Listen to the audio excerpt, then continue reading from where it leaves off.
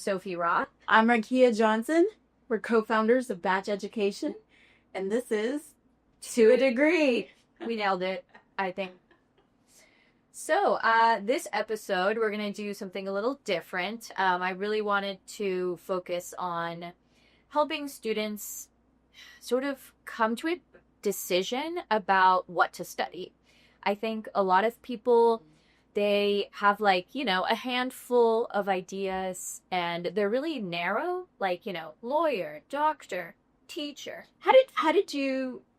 What did you get your undergrad in, and how did you choose it? Yes. I just went with the flow and I had no concept. But I earned a degree my undergraduate degree was in Latin American Studies with a focus on politics and economics. And I've used that 0 days in my life. But it was like a liberal arts degree. I think any degree helps you learn to think, helps you learn to research, helps you gain critical thinking, analysis, all of those things. And so it was a valuable degree regardless. And I went to Tulane University. They have a very excellent program at the Stone Center for Latin American Studies. And so it was really a great option for me. I was able to study abroad in Latin America. I had a mentor for a while, and I really thought I was going to be maybe a professor in the same field. And then my professor, who was my mentor before the hurricane, was like, no, don't become a professor. Katrina. Yes, Hurricane Katrina. Yes. And unfortunately, she left the university after that, so she didn't continue to be my mentor. But she did really hammer in that I did not want to be a professor. So went to different path. And then I went and got an MBA, which I think is, for someone who doesn't have I knew I didn't want to be a doctor, but I didn't know exactly what to study. So an MBA, a business degree, I think gave me a lot of really broad application for it. Yeah. Yeah. And how about yourself? This is a really stupid story. Okay. As to how I became... I got my bachelor's degree in advertising. Okay. And I chose that degree because when I was in 6th grade, I kind of thought I was going to be a ninja. I really held on hope of being a ninja for a ridiculously long time. Old enough to know that it was not a valid career. But if you had made it to now, you could have been a ninja warrior. I could have. I didn't know. I should have stuck with it. You let it go too soon, actually. I should have stuck with it. So we had to do, in 6th grade, we had to do this project on a career. Mm-hmm. And so obviously ninja wasn't in there. So I just picked up the first one, and it was advertising. Medical choice. So then I started studying it, and I was like, oh, actually, this is fun. This is kind of cool. And I like it. I like advertising. I like marketing. I like the idea that you can think of something and it actually is in your hands. You can see it. The concept behind making commercials and marketing campaign and magazines is still very much fascinates me. And I think it's very really creative work too. Yes. I didn't realize how much of my creativity it would use. I think I'm more creative, more artistic, but I can't draw or do art. There's right ways. Right. I didn't realize that there are ways that you can be an artist without actually being a painter or sculptor. Right. And then I ended up getting my master's degree in human resources training and development because I wanted to teach, but I didn't want to teach children. You're child studying human resources. But I like teaching adults. Yes. So there we go. That's how I ended up there. Yeah. It's sometimes life sort of takes you down different paths. And so that's totally valid. Go to get sort of a generic degree. You can even do interdisciplinary degrees at universities. And then maybe you start working and you realize, what you're good at, what you like. So there's so many ways to find your career path. It doesn't have to happen in 6th grade. But good for them for exposing you to it. Great, yeah. So part of what I wanted to cover though, and we talked about this and I fully nerded out on it and you know me, but you opened the door to this by mentioning crossword puzzles, and which I am a big fan. And so I wanted to actually, I focused on 1, 2, 3, 4, 5, 6 different people who have very either unique degrees or they're using them in a way where like we can see how it's come to fruition. And then I wanted to talk about all the different paths that you could take that are sort of peripherally related. So, so one of the first people I'm going to cover, and that like no one but me would know this, but is Will Shortz. He is the editor of the New York Times Crossword Puzzle, probably considered one of the most prominent crossword puzzles and puzzlers. She considers him a celebrity. He is a celebrity, and one time he emailed me, and I still have it. And he's a really interesting person, though. But he is actually the only person in the world to hold a degree in enigmatology, like the study of puzzles. I was like, I'm so jealous. I can't even tell you. Where did he earn that degree? So he actually went to Indiana University, and it was a self-designed degree. And there are colleges that allow you to sort of kind of pick together how you do it. And so that's why he's the only person in the world with an enigmatology degree. And he put it into use by, being the editor of one of the most prolific, crossword puzzles and games, I guess, in the world. And so he really uses that enigmatology degree daily, and I'm very proud of him. But no, and so I wanted to say, like, what if you're into that, right? Like, what if you like doing games or puzzles? And there's so many actual applications for it.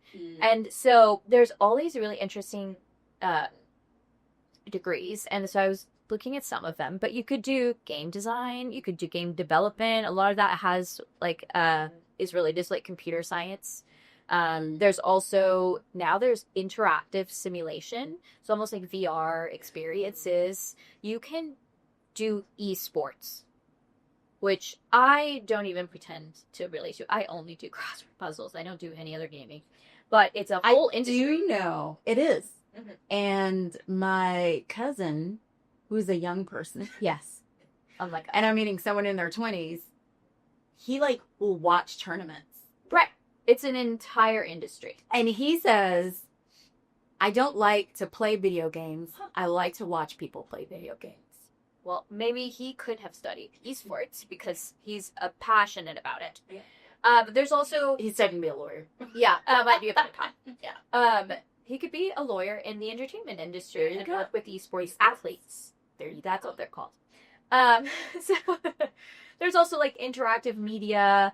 There's like game design where you could even do like board games and things like that. I mean, there's really so many options, and there's so many universities that you could find a path if you're interested in that.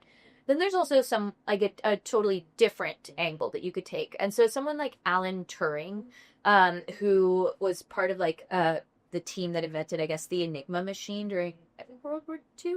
And he had degrees in math and mathematical logic, I think. And so, if you're interested in sort of that piece of it, those mathematical puzzles and things like that, then you should do, high-level degrees in mathematics. You can do computer science. You can do crypto analysis. I mean, there's just so many ways for people with these sort of like minds that are really into puzzles that they could explore that in college. Escape rooms. I don't know that could be a good degree. I mean, you could apply it to like I would never think you design them. I'm sure someone doesn't design them, right? Yeah.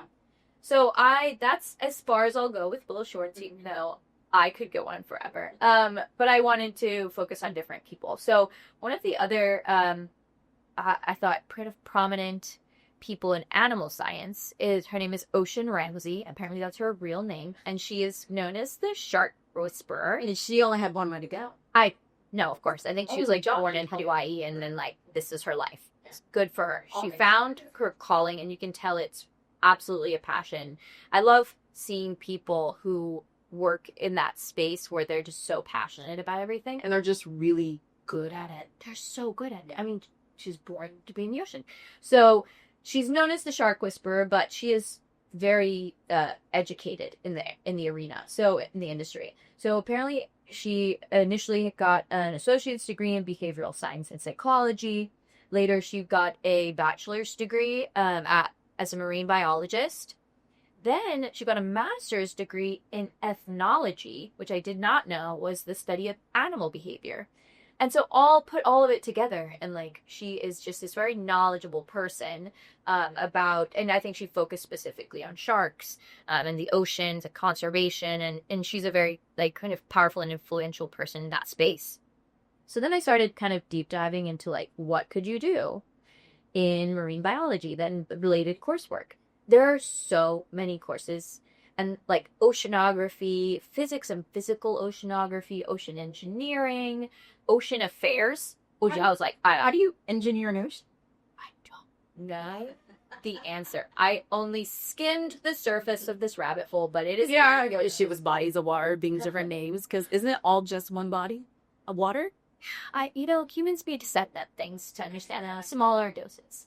But there's also I think it's University of Rhode Island, has a shipwreck research team. How fascinating would that be to be on there? I mean, there's just so much you could do. There's aquaculture and aquarium science, of course, and through zoology, animal science. I mean, there's just so many ways that you could take it. Well, and I guess when you have an aquarium, right? Like, it's not just an indoor activity for the summer where you're getting Right, someone is these animals. Someone's designing it, someone is putting together, someone is making sure these animals are in the same area of these animals. Because that would be my problem. I'd be like, right. And I think there's a lot of like a reckoning in that industry about how we keep marine animals, and so really just an interesting space for people who are passionate about ocean and conservation and animals. Like, that's a really interesting path. But Ocean Ramsey very much using those degrees in a really cool way. Okay, this is another of my favorites, Stacey Abrams, and she is I'm like just in awe of her. Yeah, I love it when So people can like have multiple, like, be good at different things. Successes in so many different ways. Like, I feel that way about Kareem Abdul-Jabbar. It's just a very cool man. I know. It's sort of like a Renaissance man, Renaissance woman. I'm an author. I also write TV shows. Like, yes, just cool. Yeah. So Stacey Abrams, we know her hopefully as mostly probably a politician, and she has served in Georgia, in the state of Georgia, for a long time, and she also is just a big voting rights activist. She's a CEO. She's like legally trained as an attorney, and she's an author of like fiction. So she is just doing everything she wants to do, and I think that's so cool. And her background also very interesting, but she studied, she got a bachelor's degree at Spelman College. She got a master's degree in public affairs at the LBJ School at UT Austin. Oh, cool. I know. Go Horns. And then she got her JD at Yale Law School. I mean, a very, very accomplished woman, of course. And she's doing everything she wants to do. So, like, can't be mad at that. And there's a lot of different degrees that if you're into public service, which I think if I had done things differently, I might have focused maybe more on like diplomacy, international affairs. I think that's maybe the path I would have taken, and gone into like foreign service or something very interesting. But but you could also study, political science. There's like a lot of justice studies, urban studies. There's advocacy, ethics, creative writing, peace and conflict studies. I mean, there's just a really rich history of those kind of degrees in the American universities in particular. And so there's just a lot of ways that you could kind of follow her similar path. That's someone you wanted to emulate. I think, didn't she like write a lot as a young person and like would win awards, and she was probably a prodigy. Yeah. she was a big, bright, I don't know. I could totally not could be someone else I'm thinking here. I didn't go that into depth in her. I mean, I will, because I think she's a very interesting person. But yeah, I'm sure that she showed signs early on. Yeah. Another celebrity that I think is very interesting is Ken Jeong. He's a comedian, and I think, what was he in? Hangover. But he's in a lot of Crazy Rich Asian. Yes, he is a lot of. Did he have a TV show for a minute there? I'm sure he did. He's very funny, very prolific. I think he's like a judge. Oh, yes, yeah. I was gonna say he's on the one of the The shows. Korean show, like that they turned. It was a Korean show first. Oh. They turned The Mask. Well, he's very prolific on television and in movies. But he was formerly trained as a physician. So he's a medical doctor. And he's practiced as such for a long time. And he got his bachelor's degree at Duke, probably a pre-med track. And then he went into medicine and got his MD at University of North Carolina at Chapel Hill. And he practiced for a long time as a doctor. Could you imagine seeing that guy? Like I would just assume he'd be cracking jokes with patients, the whole time. which is great. Because I Hearing think, the Humor best humor. doctor's appointment or the worst. yeah, because you're like, are you taking this seriously? Right? No, but I honestly, this one I had the hardest time because, like, how do you marry your interest in healthcare and entertainment? And there's not a lot of ways to do it. I mean, and you can study one thing and very much do so work into something else. But I was really trying my hardest. But no, there's not a lot of overlap. But you could, if you wanted to follow a similar path, you could do a degree in comedic arts. There's actually a lot of schools that offer that. Comedy writing and performance, drama or theater. There's healthcare management degrees, very, very many of those. And there's also something called health with a focus in entertainment. And I think now people are starting to develop, like, for instance, like games or interactive activities that help focus on health as well. So it is an interesting sort of overlap. Yeah, I would imagine something like that. You know, I have this thing in sports, and I'm like, someone should study why athletes won't retire. Oh. And That's a great segue for a minute. that, I feel like that would be a really good, like, health and entertainment. That would be one of the things. There are people who get the yips, right? Mhm. Like, so.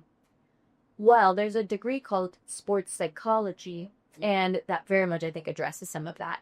And interestingly enough, my next highlight is Shaquille O'Neal, but I actually Dr. O'Neal is how he should be referred to. And I believe Is this like a legit degree or like an honorary? no honorary degrees have been listed. No, I refuse to acknowledge them. No, Shaquille O'Neal is a doctor. He has a doctorate in education. He is actually like a lifelong learner. Yeah. He's still currently enrolled, I think, or is working towards a degree at LSU, a master's degree in LSU in sports psychology. I mean, he just is never going to stop going to school, this guy. He got his bachelor's at LSU, obviously, everyone knows. And then he became a national champion in basketball. Apparently, like, his accolades, I had the longest section of my notes is on Shaquille O'Neal. Yeah. He's just a really interesting person. But he is a 4-time NBA champion. He is an Olympic gold medalist in basketball. He, of course, is inducted into the Hall of Fame. He is a very serious and accomplished investor. And I did see that. yeah, and not only like is he like invested in businesses, but he is like has a wonderfully managed portfolio apparently. And he's the obviously media personality, probably how most of us know him now outside of basketball is his role in TNT. And an actor. I forget what movies he's in, but Shazam, please. apologies. I didn't remember the name.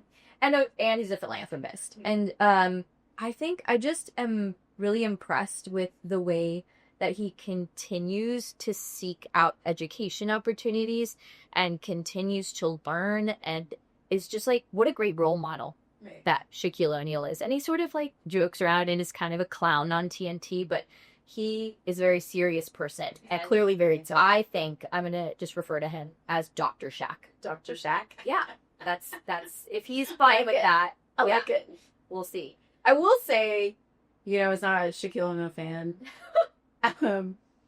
Like just On the court. for Yeah. personal reasons. It sounds ridiculous, but I have softened toward him as he's gotten older. Like, I feel like he's a much more, obviously, more mature than when he was younger. So, I mean, he would hopefully, thank God, that's the whole, you know, that's what growing up is like. So I do feel like I'm like, oh, I don't have to like have this animosity. Yeah. It's a one-sided beef. I'm also not even fully 5'3". Yeah. So I think if you see him in a context outside of the court, you would have a totally different respect for him, which is nice.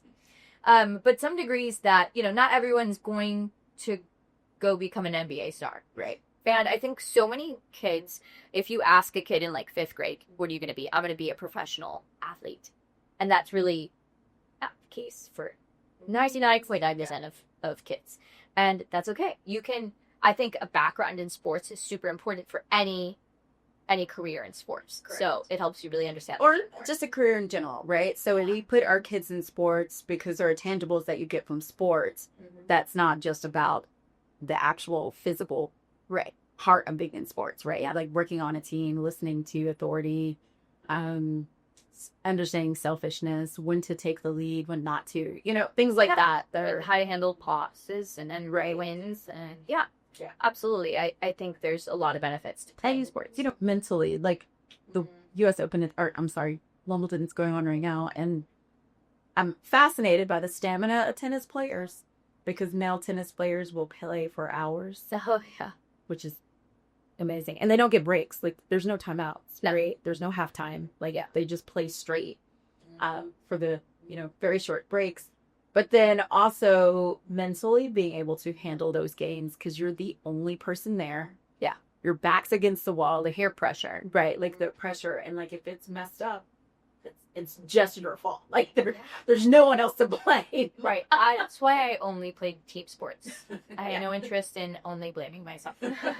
No, not fair. I mean, but it's really mentally very, very tough. And I don't think we give them enough credit or athletes in general, Right. of the absolute mental fortitude. Maybe that's why they don't retire. Great question. We should have Shaq on. And We should be like Mr. O'Neill, Dr. Shaq. O'Neill, Dr. Shaq. Dr. O'Neill, what do you prefer? How would you like to be addressed? Yes. And why don't people retire? You know what? How else do you get guests on? You just throw it out into the ice. I mean, but he would actually be a really good guest for us because he is clearly an advocate for higher education, and he is, a good example of that. And some things. So if you're not going to become a world-class athlete, what are other things that you can do within sports? I think so many people are drawn to sports. And so there are so many degrees, honestly. There's sports management, there's broadcasting, there's, law and sports business, there's sports marketing, kinesiology, recreation and leisure. There's like golf management degrees. And, there's just so many avenues where you could still continue to be a part of sports without necessarily being a professional athlete. And so I would hope like students can see beyond like this one path and then find all of these other opportunities that they could pursue. And I would literally love to work for like a professional sports organization, like a la Ted Lasso. Well, we worked with the MBA. You could get an MBA, but the concentration in sports and management. And I know some ladies who worked for the pro sports teams and football teams in Canada. Mm-hmm. And they are now translating that, working for pro sports teams in the US. Yeah. And there's just a lot, right? Like there's marketing and all kinds of things that you can do working sports. I personally was like, I really should have worked harder to work with the IOC. I should be a part of the Olympic Committee. Like that just seems like that makes sense for me. Listen, the bribes alone would be just a huge windfall for most people. I mean, I think I would only do the International Olympic Committee. I don't think I would ever do FIFA. I don't know that that's that much more above board. You could never study like ethics and then translate that into it, So there's limitations. That may just be sports in general. I mean, the NBA tends to have like an international NBA league, right? And then there's like an that would be great. International. If I could just work on like the London games, and that would be my whole job. That would be fascinating. But another path, like if I could go back and think of like a degree when I was 18, then I would probably enjoy it. I think if I could work in like women's sports, that would be really fun. That'd be cool. So pretty cool. There's so many paths that students can take, and I hate that. I think most students have a very narrow understanding of what could be studied, and schools are really doing such a great job of developing these degrees that are, I mean, I don't want to call them niche, but they're very focused, and so there's like something for everyone. But you could still be creative with it. So there's this trend that's going on, you know, how I'm obsessed with TikTok. And there's this trend where it's like, oh, you tell someone that I do this. And they're like, oh, you mean like whatever? And they're like, no, that's holy airball. Like, I'm not explaining this well. But it's like this young lady saying, oh, I work for a pro sports team. And so they're like, oh, like in marketing. And she's like, holy airball. And she's like a coach. like she's like on a pro sports team. And so like there's a video of her like going up to like the Detroit head coach, which I don't like because Aggie. But and you know, it's like, no, it's kind of like being asked. Years ago I went to this work networking thing, and it was at Southwest Airlines. Huh. And this woman said, oh, we're getting better, ladies. We're coming a long way. When anyone asks me, and they say, where do you work? And I say Southwest Airlines. The first thing they ask me, and she doesn't mention it, all the women in the audience say, are you a flight attendant? Oh. She was like, I've never once been asked if I'm a pilot. And also she works in HR, so she doesn't. Yeah, neither. But at least not doing sexist guesses. Right. Yes. Right. And so that's kind of like this idea, like you think one thing, or you've been conditioned in one thing. Absolutely. But having the ability to be really creative of like, I'm like, yeah, I think if I would go back, I would do like an international policy, but that would be great to work at that. Like I could use that to work. Translate it. Right. You know, another person I wanted to focus on is Lin-Manuel Miranda, who I think wrote, directed, acted in all of it for Hamilton is probably what he's best known for. He went to Wesleyan University and got a bachelor's degree in theater. And I think when we think of which one of the theater Eternal degree. Sisters? Yeah, Seven Sisters. It is young. So most people, if you think of a theater degree, like the most prestigious are probably, you know, NYC's Tisch School, UCLA, USC, Yale, Juilliard. Apparently Carnegie Mellon has a very well-renowned program there. You know what also does? Collin County Community College. Oh, Weirdly, there have been quite a few actors came out that have come out of Collin County Community College. good for One of my favorites, I think, is Chidi from The Good Place. Oh, He's from Plano, Texas. lovely. Yeah, and he attended. There's no one school that's gonna Right. get you in. Yeah. I will say, obviously, being somewhere like New York or LA, and it should want to end up in the entertainment industry, you're gonna have a good network regardless. But it doesn't mean you can't. And there's actually a really, really good film school at UT Austin, also that's pretty well known. So there's again more than one path to greatness. What's his name teaching there? No. Matthew McConaughey. Yeah. I don't know. I also think he's very fun. He just seems like he's just having a good time. He's having a good time. That's what it is. So again, in theater, are you going to most likely be an Emmy nominated or Oscar nominated actor?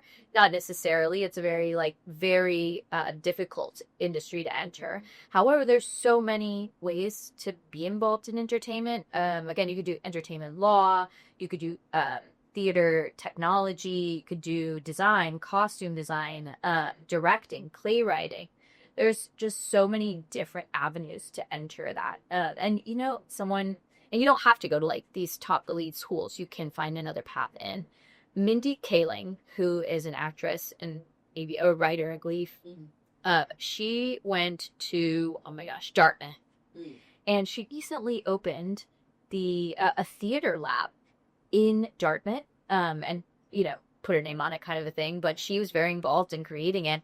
And what she said that was really interesting, and I thought this applied to really all of college, is that it's a place to fail. And I thought that was so great, because we think of like this path to success. This is just like a straight line, but a lot of college is like trial and error, and that's both socially, academically, kind of putting yourself out there, learning who you are, writing a really bad play, and like just bombing on stage, part of the process. Right. And so I'm sure, you know, Lin-Manuel Miranda didn't write Hamilton in one take, you know what I mean? And so I thought that was really beautiful, the way that she's creating a space within a college for students to just try stuff out. And I gotta be honest, I feel like that's what college is in general. Like where you would go and get it wrong. It's like a that. science lab. Right. Sometimes experiments go wrong. Yeah. It's like, yeah. I mean, sometimes you can go real wrong, right? Sure. And there are like things that are irreversible. Okay. Right. But for the most part, right. I read. Yeah. Like, make mistakes, Yes. right? Like, Exactly. Yeah. Make mistakes and then grow from it and then learn and don't continue to do it and different things like that. But my mom always would tell me the best mistakes are bought. Meaning you'll pay for it, right? Like you'll pay for those decisions. And she's right. I think that was a lot of her parenting style. Like after we got to a certain age, it was like, and I would ask her for advice and she'd be like, don't have any. like, Yeah. what do you want from me? Yeah. And at that time, I'm like, help. Yeah. And then now it's like, oh, yeah. She's like, you're smart enough. You can figure it out. You're Right. capable of it. And, you know, like you have a place to land Yeah. that I will always provide for you, but I can't always make decisions for you. You're like 28, babes. Yeah. Figure it out. Iowa. Figure it out. Like, you have a place to stay, even if it fails. But for the most part, yeah, you know, you need to make choices. And it's hard. I would imagine as a parent, that was not easy for her to do, or not easy to watch your kids make mistakes. But it's like, you just, I don't know. Yeah, I don't have kids. But Well, I and if you're thinking about too, like students who are choosing a career path or like a degree or whatever, I remember, okay, I went to Tulane. It was very expensive. I got a partial scholarship and yeah, things covered it. So for me, it was an affordable option. I know this student was paying probably full price. And at one point, they were majoring in Swahili and like glass blowing, I want to say. I don't know if you could even major in that. But it did feel like it didn't feel like it was a very intentional decision, nor were these passions of theirs. And I was just like, I couldn't imagine telling my parents because that was what my path was. I would have been disowned so quickly. But sometimes you have to let your kids make those mistakes, or maybe guide them towards all of these opportunities that they have, and let them make the decision, guide them, help them explore all of their options. Part of what we're doing with Batch and our kind of mission is to help people select not just the best school, but also the best program for them. And so there's this sort of like a repository that needs to get removed. Cut that out. 301. Oh, we get Okay. A repository of information for students to really explore all of their options, because there are so many, and there's the right path for everyone. So that's it. That's it. So That's really cool. That's really fun, though. yeah, it's a lot of options, and if I could do it all over again, no, I won't even go down that path. But it's cool. So we'll see you again. See you guys next time. I'm Rakia Johnson. And I'm Sophie Roth. We're co-founders of Batch, and this has been 2 or 3. Three. Thanks.